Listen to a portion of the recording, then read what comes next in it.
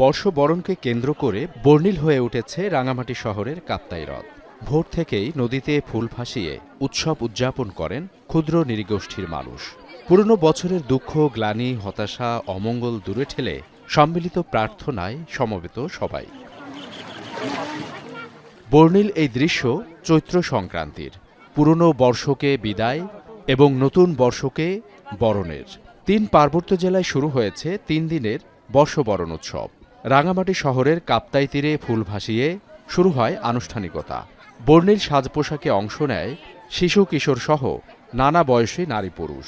রাঙামাটি রাজবন বিহারের পূর্বঘাট সহ বিভিন্ন স্থানে ভাসানো হয় ফুল।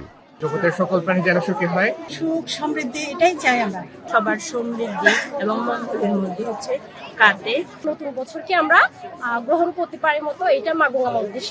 সূর্যোদয়ের আগেই বান্দরবানের সাঙ্গু নদীর তীরে ফুল ভাসানো উৎসবে মেতে ওঠেন তঞ্চঙ্গা ও চাকমা সম্প্রদায়ের শিশু, কিশোর ও তরুণ তরুণী সহ নানা বয়সী মানুষ। ঐতিহ্যের পোশাকে বর্ণিল হয়ে ওঠে সাঙ্গু নদীর তীর।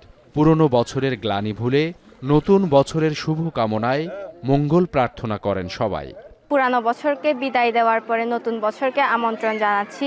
নতুন বছরের সকল স্বপ্ন যাতে সবার পরিপূর্ণতা লাভ করে।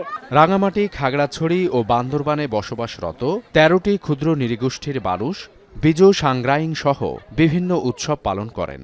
ফুল ভাসানোর মধ্য দিয়ে শুরু হওয়া ৩ দিনের এই উৎসব ১৬ এপ্রিল মারমা সম্প্রদায়ের জলকেলির মধ্য দিয়ে শেষ হবে। ফুল ভাসিয়েছি, অনেক আনন্দ লাগতেছে, সবাই আছে। পানি উৎসব হয় আমাদের, আমরা সবাই মিলে আনন্দ করি, বন্ধু বান্ধবরা মিলে অনেক জায়গায় ঘুরতে যায়। এদিকে প্রথমবারের মতো নারায়ণগঞ্জের কাঁচপুর সহ আশপাশে বসবাসরত পাহাড়ি জনগোষ্ঠীর উদ্যোগে ঐতিহ্যবাহী বৈশাখী বিজু উৎসব উদযাপন করা হয়েছে। ভোরে শীতলক্ষ্যা নদীর পূর্ব পাশে সোনারগাঁওয়ের কাঁচপুরে বর্ণাঢ্য র্যালি ও আনন্দ শোভাযাত্রার আয়োজন করা হয়। এরপর নদীতে ফুল ভাসিয়ে সকলের মঙ্গল কামনা করেন পাহাড়ি জনগোষ্ঠীর মানুষ। সাবিত সারওয়ার, এখন।